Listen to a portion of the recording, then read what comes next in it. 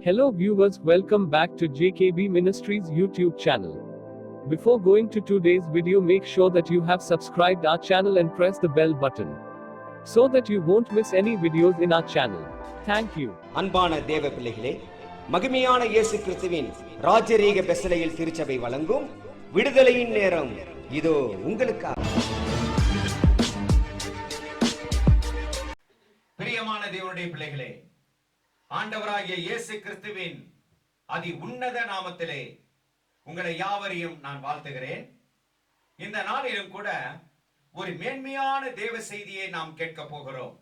செய்தியின் தலைப்பாக பார்க்கும்போது, தேவனும் ஆட்டுக்குட்டியானவருமாய் இருக்கிற சிங்காசனத்திலிருந்து நமக்கு தேவ செய்தியின் தலைப்பை கொடுக்கும் போது, ஆகாரம் தரும் அற்புதம், ஆகாரம் தரும் அற்புதம் என்கிறதான ஒரு நல்ல ஒரு விசேஷித்த தேவ செய்தியை நமக்கு ஆண்டவர் தர இருக்கிறார். இந்த தேவ செய்தியின் வாயிலாக நம் பசிப்பினி போக்கத்தக்கதான ஆசீர்வாதம் நாம் கிடைக்கத்தக்கதான நல்ல அருமையான நேரமாய் இருக்கிறது என்று நாம் பார்க்கிறோம். பசி என்று சொன்னாலே அந்த பசி எப்படி வந்தது அப்படின்னு சொன்னால், ஒரு சாபத்தின் விளைவுதான் பசி. ஏன் கேட்டீங்கன்னா, மனிதன் முதலாவதாக தேவனுக்கு கீழ்ப்படியவில்லை. ஆகவே அவன் சபிக்கப்பட்டவனாய் மாறுகிறான். அவன் சபிக்கப்பட்டவனாய் மாறும்போது, அவன் பூமி எங்கும் சுற்றி திரியும் போது பசி என்கிறதான உணர்வே அப்பொழுதுதான் வந்தது. ஆகவேதான் ஆகாரம் சாப்பிட்டால் தான் உயிர் வாழ முடியும், அப்படிப்பட்ட ஒரு நிர்பந்த நிலை உருவாகிவிட்டது. அந்த சமயத்திலே தான் நெத்தி வேர்வை நிலத்திலே சிந்தி நீ பாடுபடு, உனக்கு ஆகாரம் கொடுக்கும் போது முள்ளும் குறுக்கும் தான் உனக்கு முதலாவது விளையும் என்று சொல்லி ஆண்டவர் சொல்லிவிட்டார். ஆகவே பசியை போக்குவதற்கு நாம் உழைக்க வேண்டும். பசியை போக்குவதற்கு நாம் ரத்தம் சிந்தியே ஆக வேண்டும். பசி தீர வேண்டும் என்றால் நாம் நெத்தி வேர்வை நிலத்திலே சிந்தி பாடுபட்டே ஆக வேண்டும் என்கிறதான நிர்பந்தத்திலே தான் நாம் எல்லாரும் பணிக்கும் வேலைக்கும் சென்று, தோட்டங்களுக்கும் சென்று அவனுக்கு கொடுக்கப்பட்டதான வேலையின் பிரகாரமாக நாம் சம்பாதித்துக் கொண்டு வருத்தத்தோடு கூட இதோ ஆகாரத்தை நாம் புசிக்கிறவர்களாய் காணப்படுகிறோம். பிரியமானவர்களே, பசி என்பது இரண்டு வகையான பசி உண்டு. ஒரு பசி ஆன்மீக பசி, இன்னொரு பசி சரீரத்தினுடைய பசி என்று பார்க்கிறோம். ஆகவே ஆன்மீக பசியை எடுத்துக்கொண்டால் அது நாம் சாப்பிடுகிறதான ஆகாரத்தை போல் அல்ல. ஆகாரம் என்பது வார்த்தையினாலே உண்டான ஆகாரம். ஆகவே வேத வசனம் கூறுகிறது, மத்தேயு 4வது அதிகாரம் 4வது வசனத்திலே இப்படியாய் வேதம் சொல்கிறது, ஒவ்வொரு வார்த்தையினாலும் பிழைக்கக்கூடிய ஆசீர்வாதம். ஆகவே வார்த்தை என்பது நல்ல ஒரு கோதுமை மணிக்கும் நல்ல ஒரு ஆகாரத்திற்கும் ஒப்புமையாக சொல்லப்படுகிறது.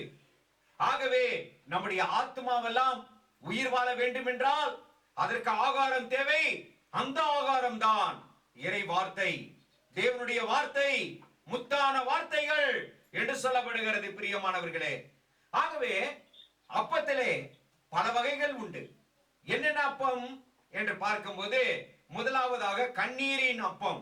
கண்ணீர் சிந்தி சிந்தி ஆகாரத்தை இவ்விதமாக எடுக்கக்கூடிய சூழ்நிலை. ஆகவேதான் கண்ணீரோடு கூட விதைக்கிறவன் கம்பீரத்தோடு கூட அறுவடை எடுப்பான். ஆகவே முதலாவது கண்ணீர் தான். விதைக்கிற விவசாயி அது பலன் எடுக்கும்படியாய் கண்ணீரோடு கூட பாரத்தோடு கூட அந்த நிலத்தில இறங்கி விவசாயம் செய்யும் போதுதான் அதனுடைய விளைச்சல் ஆசீர்வாதமாக இருந்தால் அது கம்பீரமாய் இருக்கும். இல்லை என்றால் எவ்வளவு வசனமாய் இருக்கும். அந்த கண்ணீரே தொடர்கடையாய் போய் சில விவசாயிகள் என்ன செய்யறாங்களாம், தூக்கு கூட போட்டுக்கிறாங்க, தற்கொலை கூட பண்ணிக்கிறாங்களாம். ஐயோ, விளைச்சல் கிடைக்கவில்லையே, போட்ட லாபம் எடுக்க முடியவில்லையே, கடன் வாங்கி போட்டனே, பாரமாயிற்றே என்று சொல்லி அந்த பாரம் தாங்க முடியாதபடிக்கு கண்ணீர் சிந்தி தற்கொலையும் செய்கிறவர்களும் உண்டு. பயங்கரமானதல்லவா? இரண்டாவது அப்பம் வருத்தத்தின் அப்பம். ஆகவே வருத்தம், வருத்தப்பட்டு பார சுமை, அந்த வருத்தப்பட்டு பார சுமை சுமந்து சுமந்து சுமந்து கூலி தொழிலாளர்கள் எல்லாம் வருத்தப்பட்டு பார சுமை சுமந்து சுமந்தாதான் கூலி காசு கிடைக்கும்.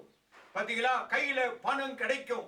அது அந்த பணம் கையில பார்த்த உடனே இதோ இது வருத்தத்தின் அப்பம் அல்லவா, என் தோளிலே சுமை சுமந்ததான விளைவாக வந்ததான அப்பம் அல்லவா என்று சொல்லி அந்த வருத்தத்தின் அப்பமாய் நம்முடைய கரத்திலே வருகிறதாம். அடுத்தபடியாக மூன்றாவது அப்பம் என்ன தெரியுமா? இதோ இலவசமாக கொடுக்கிற அப்பம். சில கவர்மெண்ட்ல எல்லாம் அனௌன்ஸ்மெண்ட் பண்ணுவாங்க, இலவசமாக நாங்கள் ஆகாரம் தருகிறோம். ஏதாவது ஒரு விழாவுக்கு போனா, ஏதாவது ஒரு மீட்டிங்க்கு போனா அங்க நமக்கு ஆகாரம் கொடுக்கறாங்க. அது மென்மையானது, அதுதான் ஆசீர்வாதம், அதுதான் பிளெஸிங். இலவசமாய் கொடுக்கப்படுகிற அப்பம் என்று சொல்லப்படுகிறது. அதே நேரத்துல பாத்தீங்கன்னா உழைப்பின் நிமித்தமாய் வருகிறதான அப்பம். உழைச்சி உழைச்சி உழைச்சி உழைச்சி அப்பத்தை சம்பாதித்து வீட்டுல கோதுமையை சேர்த்து வைக்கிறோம் ஒரு பக்கம், வீட்டுல ஒரு பக்கம் கடுகு ஜீரகம் இவ்விதமாக உணவுப் பொருட்கள் என்னென்ன வேணுமோ அரிசி வகைகள் இவைகளமா நம்ம சாப்பிடணும் சொல்லி சேர்த்து வைக்கிறோம். இதுதான் உழைப்பின் அப்பம். அதை பார்த்த உடனே ஏதோ அந்த கண்டெய்னர்ல பார்த்த உடனே இது உழைப்பின் அப்பம், என்னுடைய உழைப்பின் அப்பம் என்று சொல்லி அதுக்கு கனம் கொடுத்து ஒரு பருக்க கூட கீழே விழாதபடிக்கு அவைகள் எல்லாம் சுத்தமா சாப்பிடணுமா. பாத்தீங்களா, அந்த காலத்துல எல்லாம் பெரியவங்க எல்லாம் சொல்லுவாங்க, சாப்பாடு போட்டுட்டு அந்த சாப்பாட்டுல இருந்து ஒரு பருக்கை கீழே போயிடுச்சுன்னா ஊசியை கையில கொடுப்பாங்களாம். அதை குத்தி நீ கொண்டு வந்து உன் பிளேட்ல போடு, இல்லைன்னா வாயில வச்சு சாப்பிடு. இன்னைக்கு என்ன செய்யறோம்? இன்னைக்கு அதுக்கெல்லாம் கணக்கு கொடுக்கறது இல்ல. இன்னைக்கு என்ன செய்யறோம்? பாதிக்கு பாதி சாப்பாடு அப்படியே பிளேட்லயே வச்சிடறோம். அப்போ உழைப்புக்கு எங்கெங்க மரியாதை இருக்கு? இல்லாமல் போகிறது. பாத்தீங்களா, ஆகவேதான் பற்றாக்குறை அதிகமாகி கொண்டே இருக்கிறது. அதோடு மாத்திரமல்ல, இன்னொரு அப்பம் இருக்கான், சாபத்தின் அப்பமா. சாபத்தின் அப்பம். அந்த சாபத்தின் அப்பன்றது என்ன தெரியுமா? பயங்கரமான சோதனை. ரொம்ப உழைச்சி நம்ம வீட்டுக்கு ஆகாரத்தை கொண்டு வந்து சமையல் பண்ணி போட்டா அது கல்லும் மண்ணுமா இருக்குமா. சாபத்தின் அப்பம் சாப்பிட முடியாது. இரவெல்லாம் பசி தீர்ந்து நம்ம படுக்க முடியாது.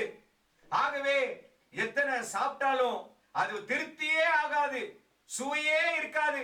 என்னதான் சமையல் செஞ்சீங்கனாலும் அது சுவையே இருக்காது. அது என்ன காரணம்? சாபத்தின் அப்பம். அந்த சாபத்தின் அப்பம் பயங்கரமானது. நம்ம நினைச்சுக்கணும், ஐயோ இதுல ஏதாவது ஒரு தவறு நடந்திருக்குது. ஆகவே உடந்து நம்ம ஆண்டவரிடத்துல சமூகத்துல ஜெபம் பண்ணி நீங்க அதுக்கப்புறம் நீங்க சமையல் செஞ்சு பாருங்க, அந்த ஆகாரம் அருண்சுவை ஆகாரமாய் மாறும். ஆகவேதான் சாபத்தின் அப்பங்களை நாங்கள் சாப்பிட்டு கொண்டிருக்கிறோம். அதோடு மாத்திரமல்ல, என்னன்னா குறைச்சலான அப்பமா. குறைச்சலான அப்பம். பாத்தீங்களா, கொஞ்சம் சாப்பாடு ஒரு டம்ளர் அரிசி போட்டா ஒண்ணு குறைஞ்சிடும், இல்லைன்னா பத்தாது. 4 பேர் வீட்டுக்கு வந்துட்டாங்கன்னா நம்மளுக்கே சாப்பாடு கிடைக்காது. இது குறைச்சலான அப்பம், குறைவான அப்பம். எத்தனை வகை இருக்கு பாருங்க. அதுக்கப்புறம் பாத்தீங்கன்னா அரண்மனை அப்பமா. இதெல்லாம் ஆண்டவர் சொல்லி கொடுத்தார். ஆண்டவரே எத்தனை வகையான அப்பம் இருக்குது ஆண்டவரேன்னு கேட்டேன். அப்போ இவைகளெல்லாம் ஆண்டவர் எனக்கு அப்படியே ஸ்டெப் பை ஸ்டெப்பா சொல்லி கொடுத்தாரு. அதை தான் உங்கள் முன்னாலே நின்று பேசிக் கொண்டிருக்கிறேன். சுயமாக நான் பேசவில்லை. ஆண்டவர் சொன்னதை, ஆண்டவர் வெளிப்பாடு கொடுத்ததை நான் உங்களுக்கு சொல்லிக் கொண்டிருக்கிறேன். அரண்மனையின் அப்பம். அரண்மனையின் அப்பம் எவ்வளவோ எவ்வளவு மகிமையா இருக்கும்.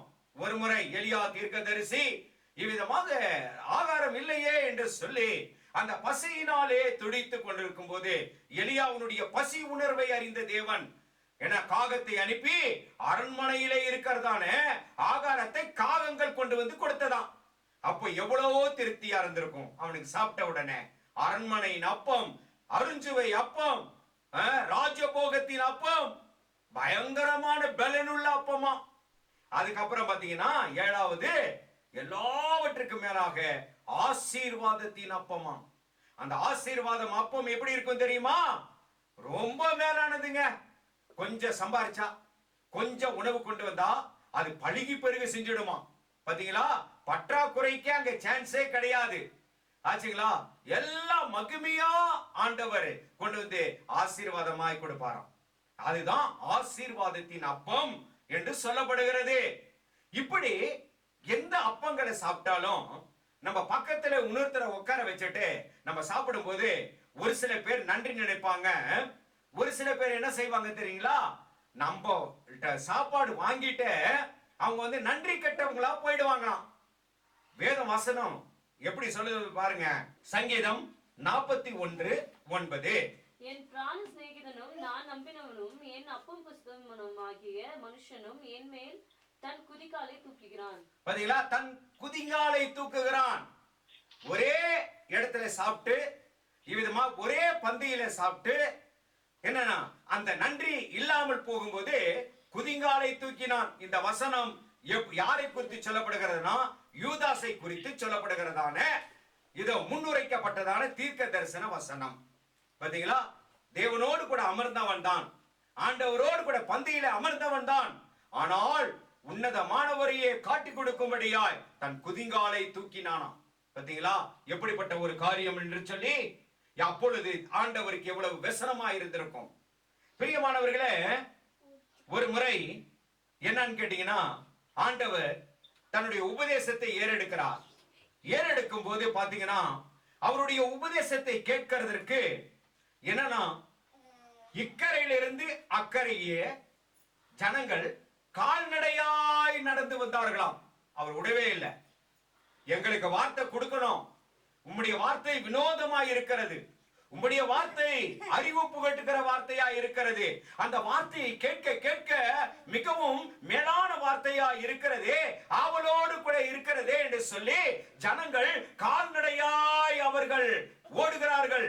ஆண்டவர் இக்கரையிலிருந்து அக்கறை படகிலே போய் அக்கறை சேர்வதற்கு முன்னதாக ஜனங்கள் வேகமாய் ஓடி வந்தார்களாம். நாம் கேட்கிறோமா? தேவனுடைய வார்த்தையை அவ்வளவாய் கேட்கிறோமா? அப்படி கேட்டால் தேவனுடைய ஆசீர்வாதத்தின் பிரசன்னம் நமக்குள்ளாக இறங்குமா? பிரியமானவர்களே, ஆண்டவருடைய போதனை மிகவும் மேலானது. அந்த போதனையை கேட்பதற்கு ஜனங்களுக்குள்ளாக ஆர்வம் வந்தது. அந்த ஆர்வம் எப்படிப்பட்ட ஆர்வமா இருந்தது? இதோ கடற்கரை வாயிலாக உன்னதமான தேவன் இக்கரையிலிருந்து அக்கறை போகுவதற்கு முன்னதாக, படவிலே போய் அங்கே சேர்வதற்கு முன்னதாக, ஐயோ போதகர் அருமையான வார்த்தையை கொடுப்பாரு, அற்புதமான வார்த்தையை கேட்க வேண்டுமே, அந்த வார்த்தையை கேட்டால் எங்களுக்கு மேலான காரியம் இருக்கிறதே என்று சொல்லி நாங்கள் அறிந்து கொள்ள வேண்டும் என்று சொல்லி அந்த தாகத்தினாலே அவர்கள் கரையோரமாய் ஓடினார்கள். ஓடி ஆண்டவர் இறங்குறதுக்கு முன்னதா அங்க போய் நிப்பாங்க. அங்க போய் நின்ன உடனே ஜனங்களை பார்த்த உடனே ஆண்டவர் சும்மா இருப்பாரா? நல்ல நல்ல போதகத்தை எல்லாம், ஆவிக்குரிய ரகசியங்கள் எல்லாம் சொல்லிக் கொடுப்பார். பரவசமாய் மாறிடுவார்கள். அப்பொழுது என்ன நடந்தது தெரியுமா? வீட்டை மறந்தார்கள். ஒன்று. இரண்டாவது, எல்லா வேலைகளையும் தூக்கி எறிந்து விட்டு வார்த்தையை கேட்கிறோம் என்று சொல்லி வந்தார்கள். மூன்று, கவனம் வைத்தார்கள். வார்த்தைக்கு கவனம் கொடுத்தார்கள். அதோடு மாத்திரமல்ல, தன்னுடைய சரீர பசியவே மறந்துட்டாங்க. அப்போ ஆன்மீக பசி தான் அதிகமாக இருந்தது. அப்ப அந்த ஆன்மீக பசி அதிகமாகி அப்படியே செட்டில் ஆயிட்டாங்க. ஆண்டவராகி இயேசு கிறிஸ்து விட்டே செட்டில் ஆயிட்டாங்க. அநேக பேர், ஆயிரமான பேர். ஆனால் வேதம் சொல்லுகிறது, அந்த நேரத்தில் அங்கே கூடியிருந்தவர்களுடைய மக்கள் தொகை எவ்வளவுன்னு கேட்டீங்கன்னா 5000 பேர். அந்த 5000 பேர் என்பது எவ்வளவு பெருசு! ஆண்டவருடைய போதனையை கேட்க 5000 பேர் வந்தாங்க. அப்போ போதனை முடிந்தது, சாயங்காலம் ஆயிருச்சு.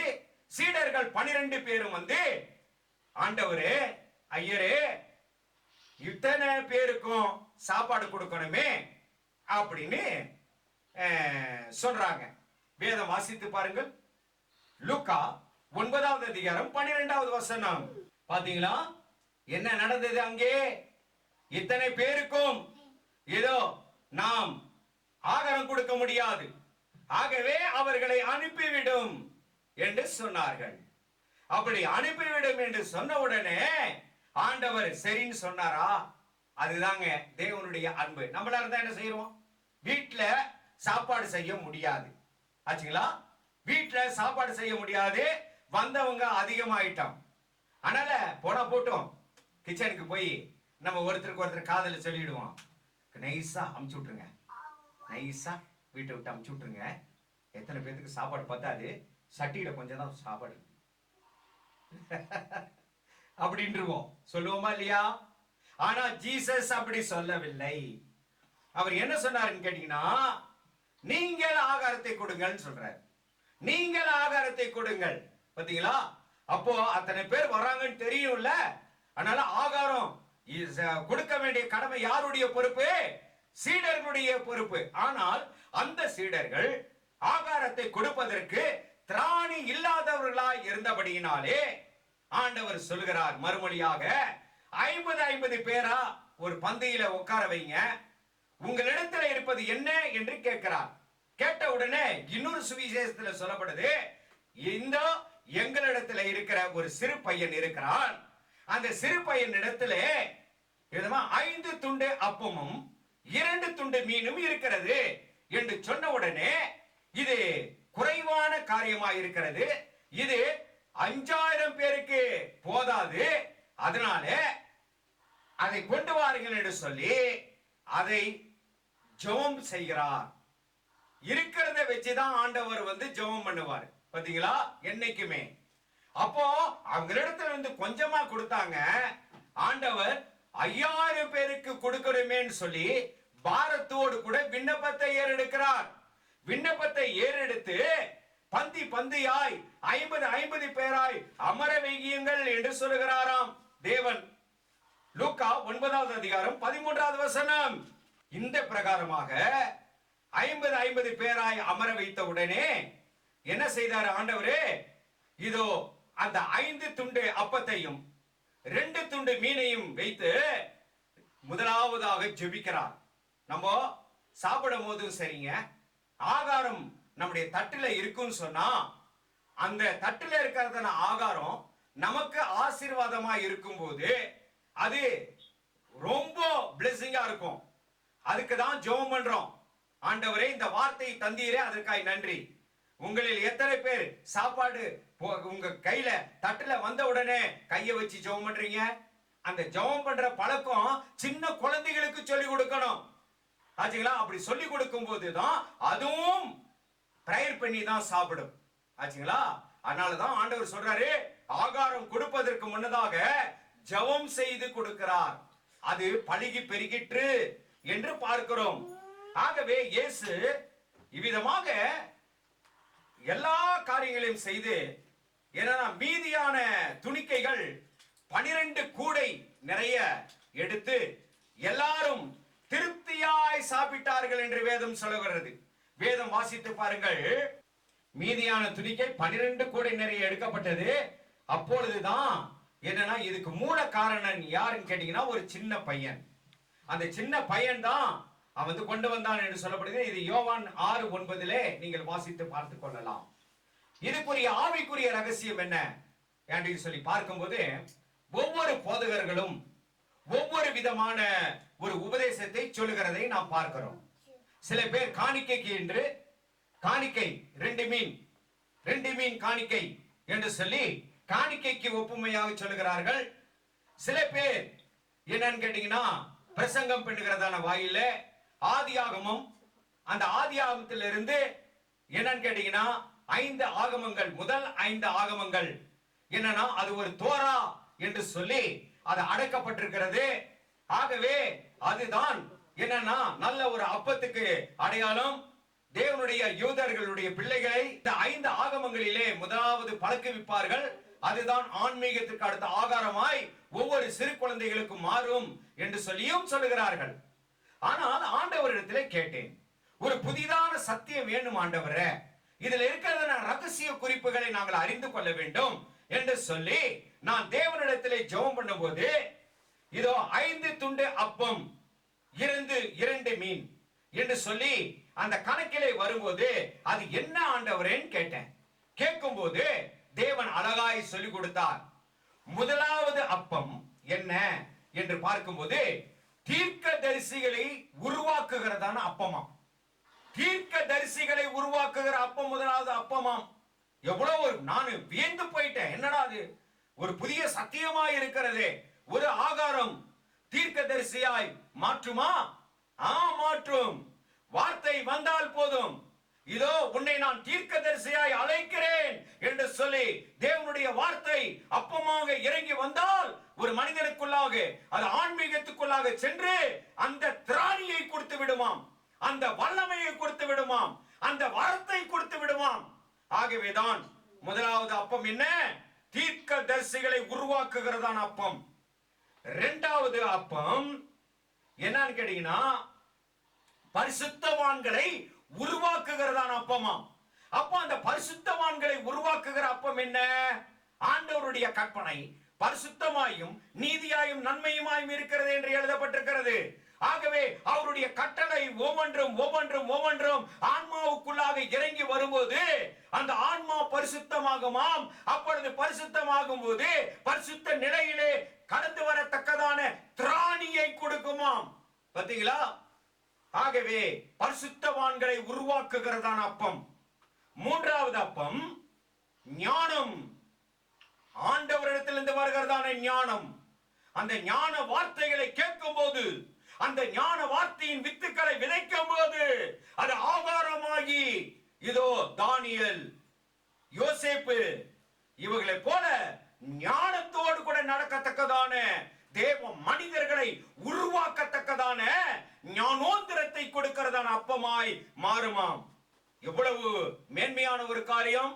நான்காவது என்னன்னு கேட்டீங்கன்னா, தேவ தூதர்களுடைய அப்பத்தையும் கொடுக்கிறாராம் ஆண்டவர். வனாந்திர வெளியிலே பசியோடு கூட இருந்த ஜனங்களுக்கு அதிசயத்தின் அப்பம் அது. தேவ தூதர்கள் சாப்பிடுகிறதான அப்பத்தை மனிதன் சாப்பிட்டான் என்று எழுதப்பட்டிருக்கிறது. ஆகவே தேவ தூதர்களுடைய அப்பமாம். அதுக்கு அடுத்தது பார்த்தீங்கன்னா என்னன்னு கேட்டீங்கன்னா, இயேசுவின் சரீரமாகிய அப்பமாம்.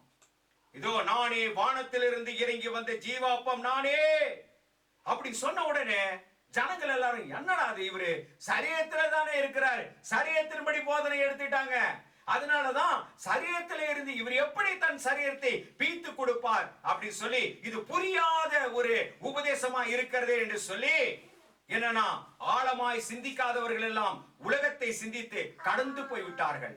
பிரியமானவர்களே, இந்த 5 அப்பம், இந்த 5 அப்பத்தையும் ஆண்டவர் இப்படிப்பட்ட ஒரு ஆசீர்வாத நிலையிலே கொண்டு வந்து 5000 பேருக்கு அருளி செய்யும் போது ஆண்டவருடைய கண் பார்வை எப்படியா இருந்தது தெரியுமா? இதை புசிக்கிறவன் தீர்க்கதரிசியாய் இந்த 500 பேரிலிருந்து எழும்ப வேண்டும். இதை புசிக்கிறவன் பரிசுத்தவானாய் இருக்க நான் இவர்களுக்கு ஆகாரம் கொடுக்கிறேன். சும்மா ஆகாரம் கொடுக்கிற ஆண்டவரே ஒரு நோக்கத்தோடு கூட தான் கொடுக்கிறாரு. வாயின் வழியாய் போனால் அது ஆசன் வழியாய் போகக்கூடிய அப்பத்தை தேவன் கொடுக்கவில்லை. பலன் தருகிற அப்பம், திடன் தருகிற அப்பம், தீர்க்கதரிசியாய் மாற்றுகிற அப்பம், பரிசுத்தவான்களாய் மாற்றுகிற அப்பம். எப்படிப்பட்ட காரியம் பாருங்க. அப்படிப்பட்டதான தேவ தூதர்களை போல ஆன்மாவிலே வெளிச்சமாய் இருக்கத்தக்கதான ஆசீர்வாதத்தின் நிலையை பெறுகிற அப்பம். அதோடு மாத்திரமல்ல, ஜீவனோடு கூட எழும்பி நிற்கத்தக்கதான, ஆண்டவருக்கு சாட்சியாய் நிற்கத்தக்கதான ஆசீர்வாதத்தை இந்த 5000 பேரிலே இதோ எத்தனை பேர் பிதாவே இவர்களை எழுப்புவீர் என்கிறதான தாகத்தோடு கூட ஆண்டவர் அந்த 5000 பேருக்கு அந்த 5 துண்டு அப்பத்தை எடுத்து 5 அப்பத்தை எடுத்து அதை பிட்டு அவர்களுக்கு ஆசீர்வாதமாக்கி கொடுத்தார். சரி, இதெல்லாம் கிடைச்சிருச்சு. 2 மீன் என்ன? 2 மீன் என்ன? அந்த மீனுக்குள்ளாக மறைந்திருக்கிற ரகசியம் என்ன என்று ஆண்டவரிடத்தில் கேட்டேன். அப்பொழுது தேவன் வெளிப்பாடாய் கொடுத்தார். எப்படிப்பட்ட காரியம் தெரியுமா? 2 மீன் என்பது, அதாவது மீன் என்று அந்த தட்டில வைக்கப்பட்டிருக்கிறது ஒரு வரத்துக்கு அடையாளமாய் இருக்கிறதாம். வரம், தேவனுடைய வரத்திற்கு அடையாளமாய் இருக்கிறது அந்த மீன். ஆகவே அந்த மீன் தேவனுடைய வரத்துக்கு அடையாளமாய் இருக்கிறபடினாலே தேவன் பரலோக ராஜ்யத்திலிருந்து வந்தவராம். அப்படின்னா பரலோக ராஜ்யத்திலிருந்து நன்மையான ஈவும் பூரணமான வரமும் அந்த 2 மீன்களுக்குள்ளாக அடக்கி வைத்திருக்கிறாராம். இதைதான் யாக்கோபு 1வது அதிகாரம் 17வது வசனம் வாசித்து பாருங்கள். யாதொரு வேற்றுமை நிலையும் இல்லை, இவனுக்கு இந்த வரம் அவனுக்கு அந்த வரம் அப்படின்னு சொல்லிட்டு ஆண்டவர் வன்கண்ணராய் கொடுக்கவில்லை. 5000 பேருக்கும் அவர் மீனை கொடுத்தார். அந்த 5000 பேருக்குள்ளாக அந்த மீனை கொடுக்கும் போது ஸ்பெஷல் விருந்து அன்னைக்கு அவங்களுக்கு. எப்படின்னு கேட்டீங்கன்னா, வரம், தட்டிலே வரம் இருக்கிறது. தட்டிலே இதோ தேவனுடைய பயங்கரமான தன்மைகள், உயர்வான ஆசீர்வாதத்தின் தன்மைகள் இருக்கிறது. பாத்தீங்களா? ஆகவேதான் இந்த வரத்துக்குள்ளாக, இந்த நன்மையான ஈவுக்குள்ளாக, இந்த மீனுக்குள்ளாக ஒரு சக்தி இருக்கான். எப்படி மீனை சாப்பிட்டா விட்டமின், ஒவ்வொரு மீனும் ஒவ்வொரு விட்டமின். துண்டு மீன் என்றோம், வஞ்சர மீன் என்றோம், மத்தி மீன் என்றோம், அப்புறமேட்டு பாறை என்றோம், கட்லா என்றோம். விதவிதமா நம்ம பார்த்து மீனெல்லாம் பொறுக்கி பொறுக்கி பொறுக்கி பொறுக்கி வாங்குறோம் நம்ம காசுக்கு தகுந்த மாதிரி. ஆனா என்னைக்குனாச்சும் ஒரு நாளைக்கு ஆண்டவருடைய சமூகத்துல உட்கார்ந்து, ஆண்டவரே மீனை போல வரம் இருக்கிறது, அந்த வரத்தை எனக்கு தாங்கன்னு வாஞ்சியோடு கேட்கிறோமா? காசை கொடுத்து வாங்குற மீனை கடையில இன்னைக்கு இலவசமாய் ஆண்டவர் கொடுக்கிறார். அங்க 5000 பேருக்கு இலவசமா தாயா கொடுத்தாரு ஆண்டவரு. அப்படின்னா அந்த மீனுக்குள்ளாக, 2 மீனுக்குள்ளாக 2 தன்மைகள் அடங்கி இருக்கு. அது இலவசமாய் கொடுக்கப்பட்ட வரம், ஈவு, பரத்திலிருந்து கொடுக்கப்பட்ட ஆசீர்வாதம் இருக்கிறது. அந்த 2 மீன்ன்றது என்ன அப்படின்னா, ஒரு மீன் தேவனுடைய கிருபையும், அழகா சொல்லி கொடுத்தாருங்க. ஒரு மீன் தேவனுடைய கிருபையும், இன்னொரு மீன் நித்திய ஜீவனுக்கு ஒப்பானதா இருக்கிறதாம். அதை வாங்கி புசித்த உடனே என்னன்னா, ஆங்காங்க இருக்கிறது அந்த 500 பேருக்குள்ளாக அந்த சக்தி இறங்கின உடனே நித்திய ஜீவனுக்காக சாட்சியாய் நிற்கிறவர்கள் ஒரு பக்கம், ஆண்டவருடைய கிருபையின் வரத்தை வாங்கி கொண்டு வந்தவர்கள் ஒரு பக்கம். எப்படி இருக்கும்? எப்படிப்பட்ட ஆசீர்வாதம் இருக்கும்? பந்தி பந்தியாய் 50 பேருக்குள்ளாக இப்படிப்பட்ட ஒரு ஆசீர்வாதத்தை கொடுக்கிறார் என்றால் தேவனுடைய எதிர்பார்ப்பை பாருங்கள். எப்படிப்பட்ட ஒரு ஆசீர்வாதம்! இதுதான் 2 மீன். அதுக்குள்ளாக மறைந்திருக்கிற ரகசியத்தை, அந்த சத்தியத்தை தேவனாய் கர்த்தர் வெளிப்பாடாய் கொடுத்தார். எவ்வளவு பெரிய காரியம்! ஆகவேதான் அவனவனுக்கு கொடுக்கப்பட்டதான இப்படிப்பட்ட ஆகாரம், அவனவனுக்கு கொடுக்கப்பட்ட ஆகாரம். பாத்தீங்களா? தனித்தனியாய் அவனவனுக்கு கொடுக்கப்பட்ட ஆகாரமாம். 1 பேதுருவின் புத்தகம் 4:10 வாசித்து பாருங்கள். அவனவனுக்கு கொடுக்கப்பட்ட நல் ஈவு என்று எழுதப்பட்டிருக்கிறது. வாசிங்க. Each one as a good manager of God's different gifts must use for the good of others the special gift he has received from God. பாத்தீங்களா? அவனவனுக்கு கொடுக்கப்படுகிற காரியம். நல்ல ஒரு உக்கிரானக்காரனாய் நீ பகிர்ந்து கொடு. அந்த தாகத்தோடு கூட தான், அந்த எதிர்பார்ப்போடு கூட தான் ஆண்டவர் என்ன செஞ்சார் தெரியுமா? 5 அப்பத்தையும் 2 மீனையும் எடுத்து 5000 பேருக்கு கொடுக்க இவைகள் எல்லாம் பிட்டு அப்படியே கொடுத்தார். பிரியமானவர்களே, இப்பொழுதும் கூட இப்படிப்பட்ட ஆசீர்வாதம் நிறைந்த வார்த்தை அது ஆகாரமாகி நம்முடைய ஆன்மாவுக்குள்ளாக சென்றால், நம்முடைய சரீரத்துக்குள்ளாக சென்றால் எவ்வளவு அருமையானதாக இருக்கும். கர்த்தர் தேசத்திலே நீங்கள் ஒரு தீர்க்கதரிசியாக, உங்களை ஒரு பரிசுத்தவான்களாக, உங்களை தேவ தூதர்களாக, உங்களை இதோ ஆண்டவருடைய சமூகத்தில் இருக்கிறதான இதோ ஜீவ அப்பங்களாக ஆண்டவர் மாற்றுவதற்காகவே இந்த செய்தியை ஆவிக்குரியதோடு கூட சொல்லி நம்முடைய வேப்படையும்படிக்கு, இந்த காரியம் இப்படி இருக்கிறதா என்று சொல்லி ஆச்சரியப்படும்படியாக நல்ல ஒரு உபதேசத்தை தந்திருக்கிறார். கேட்டு ஞானம் பெறுவோம், ஆசீர்வாதத்தை பெறுவோம், ஜீவ அப்பத்தை புசிப்போம், நாம் பலன் உள்ளவர்களாய் மாறுவோம். கர்த்தர் தாமே இதற்கென்று, உன்னதமான இயேசு கிறிஸ்து தாமே இதற்கென்று உங்களை ஆசீர்வதித்து பழுகி பெருக செய்வாராக. ஆமென்.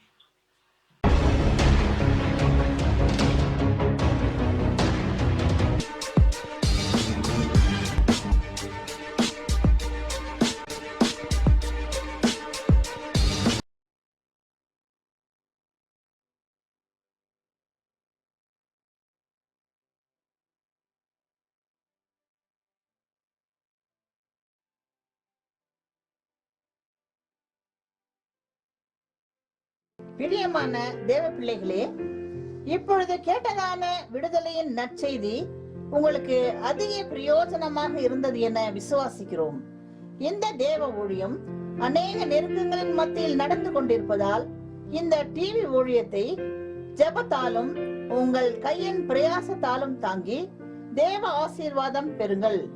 உங்கள் ஜெப தேவைக்கு தொடர்பு கொள்ள வேண்டிய முகவரி மகிமையான இயேசு கிறிஸ்துவின் ராஜரீக ஊழியம், ரெவரண்ட் கேபார் ராஜ், எல்என் காட்டேஜ், ஆஸ்பத்திரி ரோட், உதகை. கைபேசி எண் 9435234477 மற்றும் 78717177